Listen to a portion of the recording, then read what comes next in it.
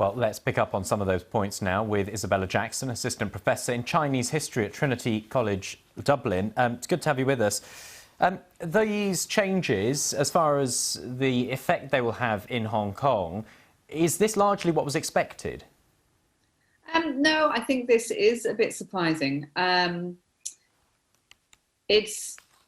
It's not a huge change in that so many people who were involved in the pro-democracy movement were already prevented from their political activity by the national security law. But it's a huge change in that, there's no pretense really at democracy now in Hong Kong. So where does this leave the pro-democracy movement? It'll be very difficult for them from now on. There's really no chance of any of their candidates being selected via this pre-vetting process in Beijing. So they'll still be active, but it's going to be activism rather than democracy. They won't be able to take part in elections as candidates in future. I mean, the EU has criticised this move, talking about possibly taking additional steps over these plans. Will that give the leadership any sleepless nights at all? Unfortunately not. They'll have anticipated criticism from the EU and from the US. They've got their defence in early, at least for the US, accusing them of hypocrisy as they undertake their own electoral reforms, saying it's the same. But their usual line is that foreigners should stick to their own business and avoid interfering in Chinese domestic affairs. Of course, this decision about Hong Kong was perhaps one of the most eye-catching lines to emerge from the National People's Congress. It is a big moment politically. What else did the gathering tell us about the political direction of China under President Xi? It is a further tightening of control in the centre and in Xi Jinping and those immediately around him. Some of these changes were trailed. So in Hong Kong, there was an indication in the last few days that these changes were coming, but it is Xi Jinping is really controlling the country in a way that we've not seen for a very long time now, in quite minute detail.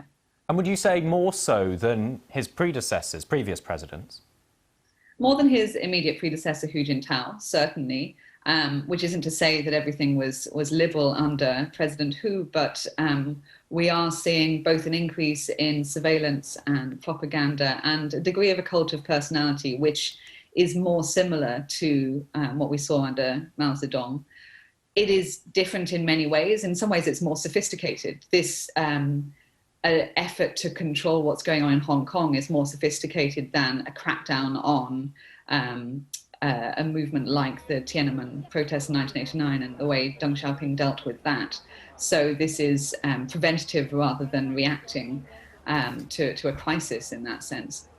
But Xi Jinping, I think, has no interest in allowing any kind of dissent, and is very confident in his own vision of what's best for China.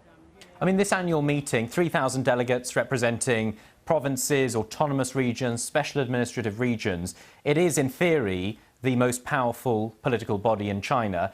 Is that anything more than symbolic, though? It's really just rubber stamping what decisions that have already been made. It's the first stage at which a lot of these decisions are made public, so it is watched very closely.